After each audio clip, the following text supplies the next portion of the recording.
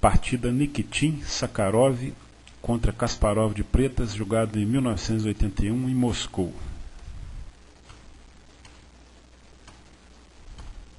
Essa é a variante Paulsen, uma das mais populares da siciliana.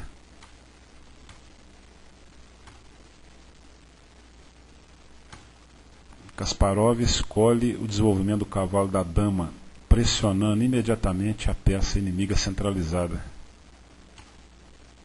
Essa é uma linha teórica também, que força o negro a manter esse peão aqui atrasado momentaneamente, né? As brancas tentam dificultar a liberação central dos peões negros.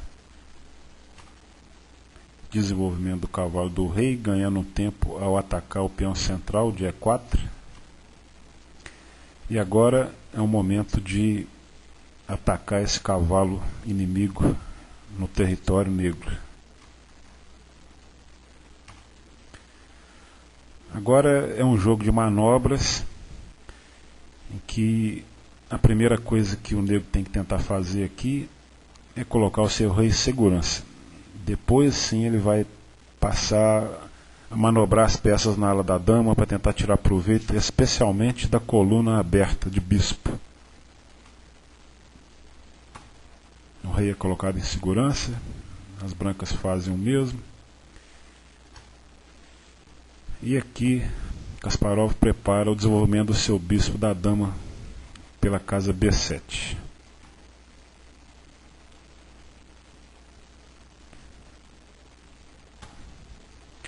Essa é uma manobra teórica também, que é jogada em muitos torneios. A prática já mostrou que esse cavalo da dama ele fica melhor colocado em outra casa que não seja C6. Nós vamos ver por que mais à frente. Desenvolvimento do bispo, atacando o peão central branco. Esse é um dos temas principais também nas variantes abertas da siciliana. As negras sempre vão tentar pressionar ao máximo o peão do rei.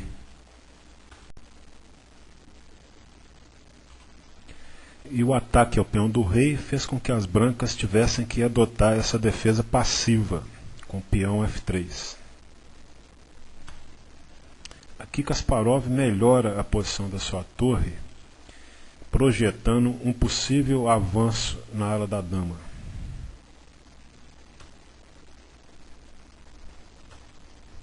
Agora ele melhora a posição da torre do rei.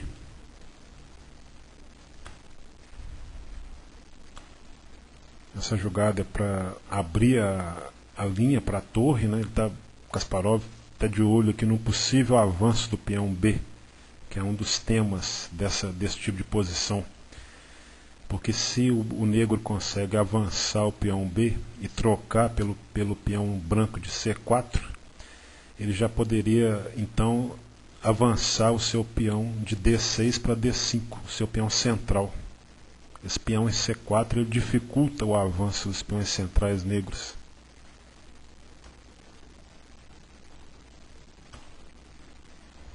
Kasparov traz o cavalo do rei para a ala da dama, defendendo uma vez mais o peão de B6 e liberando a casa F6 para o bispo. Uma vez que não é possível ainda o avanço do peão na coluna B, Kasparov melhora a posição da torre novamente, colocando ela na coluna semiaberta C, pressionando o peão branco de C4. Veja que essa jogada de Kasparov, momentaneamente, ela imobiliza o cavalo branco de A3, que está preso à defesa do peão de C4.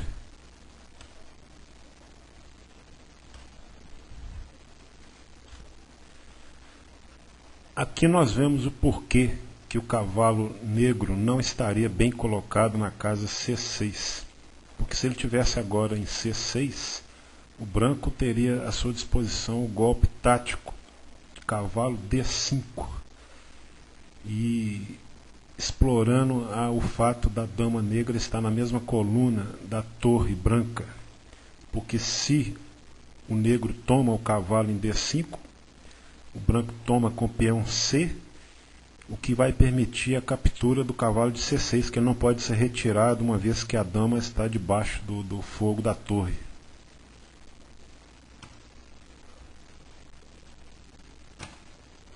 Kasparov imediatamente tira a dama do ataque indireto da torre branca. A dama está muito melhor aqui do que na casa C7, né? Inclusive aqui também ela apoia um possível avanço do peão B5, não agora, mas futuramente.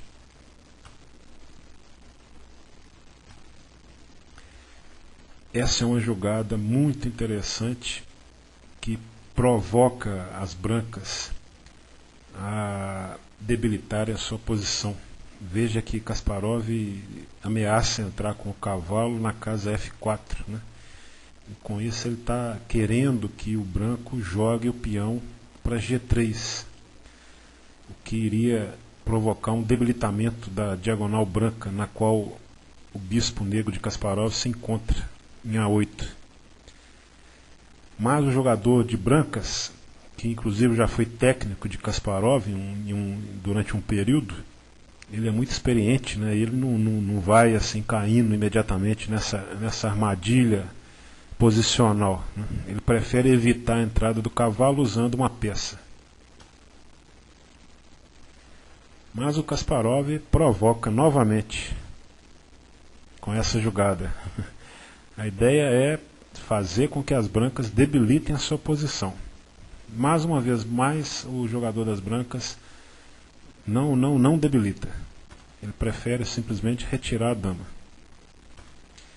E agora sim Kasparov melhora a posição do seu bispo, colocando ele na grande diagonal negra. Aqui nós estamos, essa partida toda até o presente momento foi uma partida de manobras, né? É uma característica dessa variante. Veja, novamente Kasparov provoca as brancas a debilitarem a sua posição. Novamente ele ameaça entrar na casa F4 com uma peça.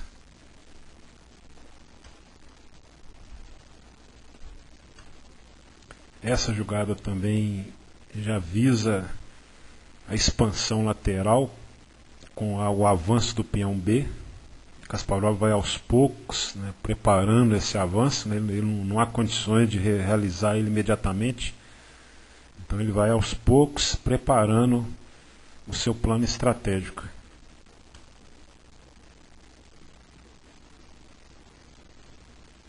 Agora ele volta. Veja que é uma posição que não há como realizar um plano ainda, é uma posição de espera, né? Os jogadores aqui estão esperando o desenrolar dos acontecimentos. E agora as brancas fazem já uma jogada mais ativa. Mas que ao mesmo tempo essa jogada deixa o peão de C4 bastante vulnerável. Kasparov, com essa jogada, ele abre um escape para o seu rei, uma vez que essa jogada também é de espera, né? Não havia ainda um plano concreto, uma ação concreta a ser realizada. Então o que ele faz? Ele melhora a posição de alguma peça ou em algum setor do tabuleiro. Com esse avanço de peão ele abriu um escape para o rei, né? E ganhou algum espaço na hora do rei também. Bom, e aqui nessa posição Kasparov resolveu jogar seguindo o legado do ex-campeão mundial Mikhail Tal, que jogava de forma intuitiva, sem se preocupar em demasia se as suas manobras eram matematicamente corretas ou incorretas. Kasparov vislumbrou a possibilidade de um ataque na ala do rei, baseado numa ruptura no centro, e diante da possibilidade das brancas virem a perder alguns tempos na tomada dos peões negros da ala da dama. Então ele fez essa jogada. Veja só, ele simplesmente está oferecendo o peão de B6. Em troca de quê? Em troca de um tempo. Um tempo que vai ser vital, como nós vamos ver. O branco aceita o desafio, né? E Kasparov então finalmente entra com esse cavalo na casa F4. Uma vez que o branco agora não pode mais tomar o cavalo porque ele perdeu um tempo capturando um peão. Essa posição é muito interessante. Eu tive analisando ela durante bastante tempo. E inclusive todos os computadores eles dão essa posição como ganha para as brancas, né? Mas isso de uma forma matemática, né? Acontece que o xadrez jogado no tabuleiro ele é outra história. Ele envolve vários fatores, né, como o fator tempo. E então ele não é apenas a matemática, existe muita coisa que influi numa partida de xadrez. E nós vamos ver que praticamente o sacrifício de Kasparov ele é correto, né? Apesar que não matematicamente, né? Se você analisar essa posição aí usando um computador, você vai ver que matematicamente a posição é ganha para as brancas, mas na prática a história é outra. Vamos ver o que aconteceu. Veja que havia a ameaça, né, de tomar o cavalo C3 seguido do bispo. As brancas tiveram que perder mais um tempo retirando o seu bispo. Kasparov então agora faz a ruptura central com o objetivo. Qual que é o principal objetivo dessa jogada? Dar vida ao bispo de A8, que está na grande diagonal, apontando para a ala do rei negro. Acontece que existem muitos obstáculos, né? Com essa jogada Kasparov quer remover os obstáculos e dar vida ao seu bispo.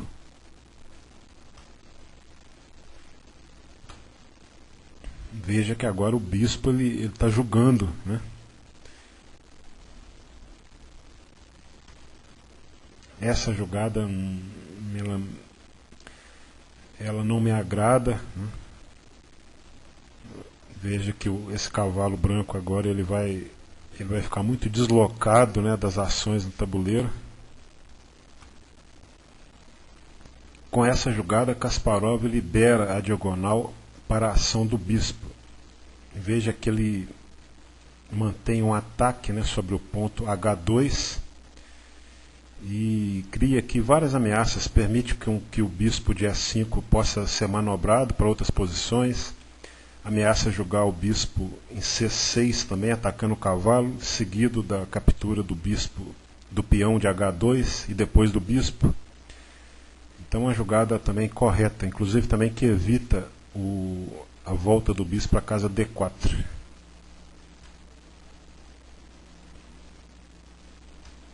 Veja, ele ataca o cavalo, prepara inclusive a passagem da dama para a ala do rei através da casa E5.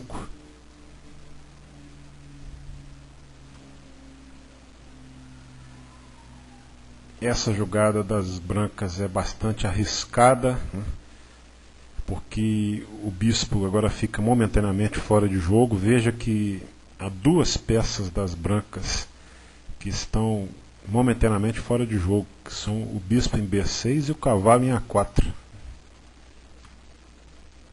Kasparov ganha um tempo, melhorando a situação do bispo, atacando o cavalo de A4. As brancas são forçadas a perder esse tempo.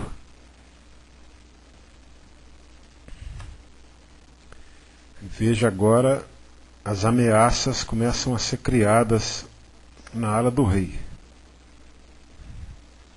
Agora já existem já várias possibilidades, né, que começam a nascer aqui, com a presença deste cavalo fazendo pressão sobre a ala do rei branca.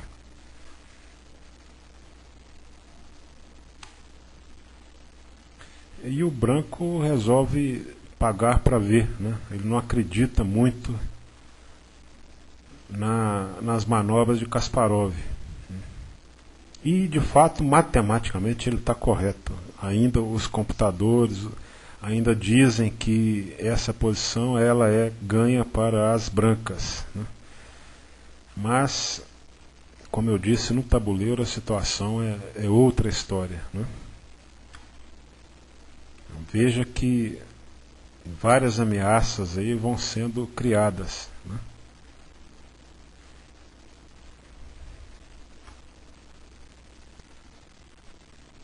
Essa jogada é um erro, não havia necessidade de entregar a torre de C1. Teria sido melhor as brancas jogarem aqui, ó, torre D1, né, defendendo o cavalo.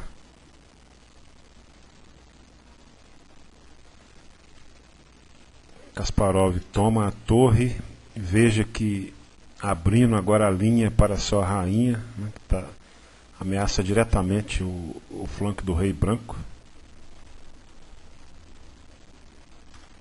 E essa jogada, exclamação, veja que agora o bispo aponta poderosamente para a ala do rei. Kasparov não dá aqui nenhuma importância para o fato da sua torre de C8 estar ameaçada pelo bispo de A6. Isso aqui agora não tem qualquer importância. As brancas preferem aqui não tomar a torre, né, corretamente. Elas jogam dama F2, né? Veja que se, por exemplo, o bispo toma a torre, esse sacrifício de cavalo aqui ganha imediatamente, né? Porque ele ameaça a dama, ameaça o peão de H2 em conjunção com a rainha, né, ameaçando mate, né? E se toma, simplesmente o bispo toma e ganha a dama, né? Então não é possível tomar a torre, né? E aqui começa mais uma vez um grande espetáculo aqui de Kasparov, né, com essa jogada, né, contra toda a expectativa aqui do jogador das brancas, né?